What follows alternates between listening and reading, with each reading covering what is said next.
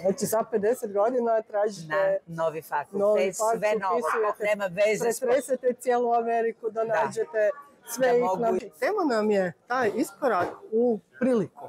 A vi ste, kako sam čula, to jako puno puta u životu napravili. Da ste stručnjakinja u tome.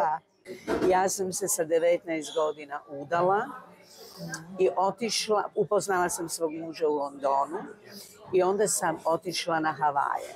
Ja sam završila povijest, ja sam radila, puno radno vrijeme sam imala i išla na faks.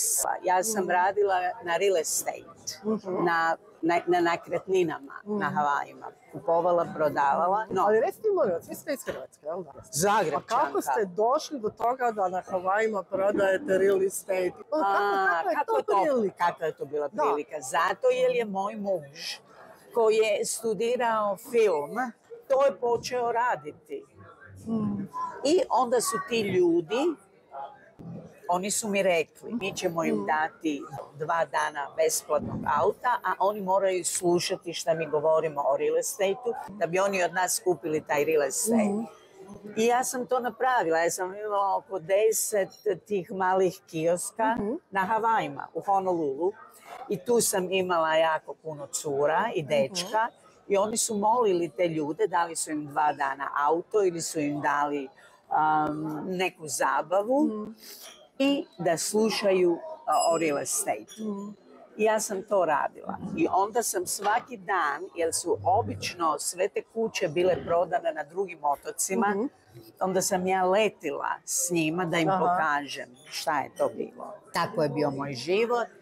I jednog dana ja sam rekla, meni je dosta ovo. Ja to više neću prodavati. Ja to ne želim. Ja želim nešto drugo raditi. Jedan dan, nedelja, i ja sam listala novine. Bila je jedan veliki oglas. Mi tražimo tehničara nuklearne medicine da radi na otoku Havaji i početna plaća je $70.000. Znači neko drugi bi vidio taj oglas? Isto bilo ko. I prolistao. Rekao da se može gledati, ali to nije za mene. Da. A ja sam si mislila šta je to? Kako ja to mogu? I onda sam otišla na faks u Honolulu i išla sam raspitati se šta je to. Taj profesor je meni rekao o čem se to radi, ali je rekao nema ovoga na Havajima. Vi morate naći grad, mjesto gdje bi mogli ići to studirati. I onda sam se prijavila, pošto sam već imala faks. Ja sam mislila da taj drugi faks će biti vrlo jednostavan. I ja sam vam se prijavila na nekoliko mjesta da mogu to studirati. U Luizijanu, u Kaliforniju, u sve oko 12 država u Americi. Samo mi se jedna javila na istočnoj obali u gradu Richmondu. I oni su napravili intervju sa mnom preko telefona. Kad je to bilo? Mislim da je to bilo 2000. Godine dve. Prije 25 godina. Koliko ste vi tada imali? Sad imam 74, to je znači bilo oko 50. Svaka čast. Znači za 50 godina tražite novi fakultet, sve novo, nema veze. Pretresete cijelu Ameriku da nađete sve ih nabrojite.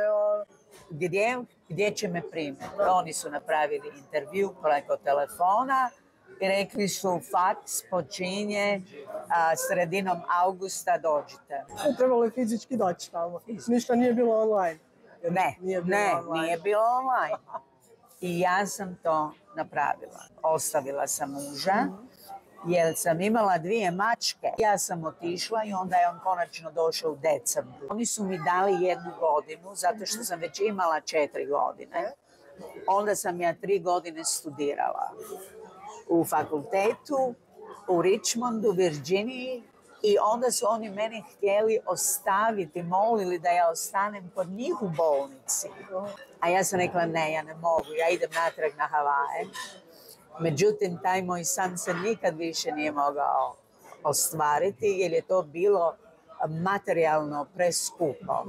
Ja sam prodala sve što sam imala, da bi mogla doći na faks. Čekajte, čekaj smo da se vratili na ovaj moment. Ne samo da ste imali 50 godina i da ste prevrnuli cijelu Ameriku da nađete fakultet na koji ćete se upisati.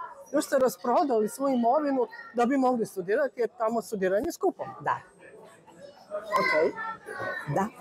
Da. Ok. Da, to je bila moja želja. Ali ja sam uvijek mislila da ću se vratiti na Havaje. I to mi je uvijek bila malo ovako tuga, velika, jer sam volila Havaje. Strašno. 30 godina sam bila na Havajima. I ja sam završila i onda mi je ja sam rekla prijateljici da ja ne bi ostala na istočnoj obali, nego da bi rado išla prema Havajima. I ona je to isto završila. I ona je ostala tamo. A ja sam se vratila u grad gdje sam dobila zaposlenje. To se grad se zove Alamogordo u Novom Meksiku. I ja sam tamo radila preko 20 godina u bolnici. Ja sam u penziju otišla sa 70. Ali ja sam uvijek govorila, ja ne vjerujem u penziju, ja hoću raditi dok ne umrem. Kad umrem u krematoriju, nije mi više važno.